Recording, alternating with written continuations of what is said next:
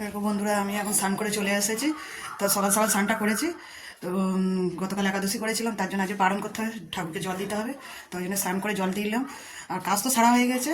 তো এদিকে দেখো, মেয়ের বাবা চা করেছে, তো লিকার চা করেছে, তো ও খেয়ে চলে গেছে।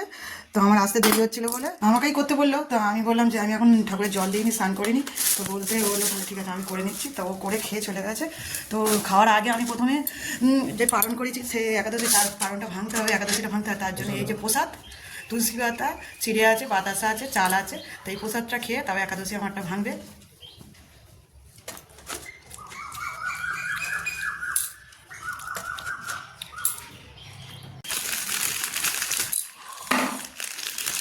চাটা করেছি, মিষ্টি অল্প দিয়েছে, কাশি হচ্ছে, ঘুরে এসেছে। তো দেখো বিস্কুট দিয়েই খাচ্ছিস।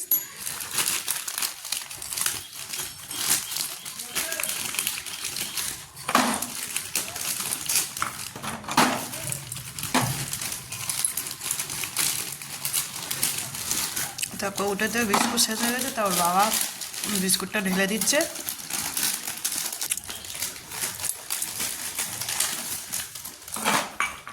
চা তো খাওয়া হয়ে গেল বন্ধুরা।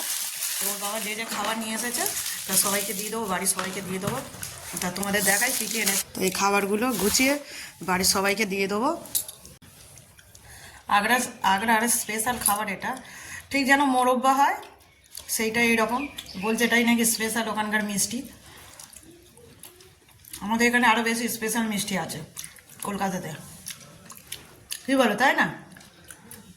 এর ওপরে যে ছানাগুলো দেওয়া আছে এইগুলো ভালো খেতে, আর এটা পুরো মোরব্বা যেরকম খেতে সেরকম। তো বন্ধুরা এই দেখো গোছানো হয়ে গেছে, তো দিয়ে আসতে যাবো। তো মাকে একেবারে চাটা দিয়ে আসবো। তো চলো বন্ধুরা, খেতে গো বলো তো মিষ্টিগুলো কিরকম খেতে? ভালো, কিন্তু আমাদের কলকাতার মতন মিষ্টি হবে না, কি বলো? ওখানে ও ভাত পাওয়া যায় না, রুটি আর ওখান থেকে। হ্যাঁ, আলু পরোটা, আলু পরাটা। স্পেশাল খাবার হচ্ছে আলু পরোটা। ভাত খায়নি, তাও 4 দিন গিয়েছে, 4 দিনই ভাত খেতে পায় না। তো বাড়িতে এসে গতকাল রাতে ভাত খেয়ে তো বলে আমার ঠিক শান্তি হলো।